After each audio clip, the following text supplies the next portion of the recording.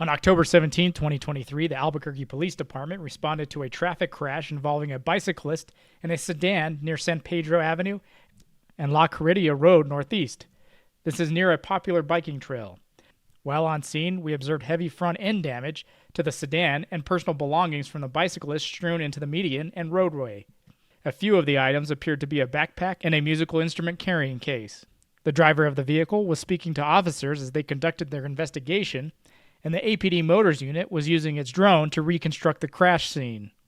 APD has told us that the bicyclist was transported to the hospital, where she is listed in critical condition. We will update the story if and when more information becomes available. Go to abqraw.com for those updates. Follow us on all of our social media channels, and stay safe, Albuquerque.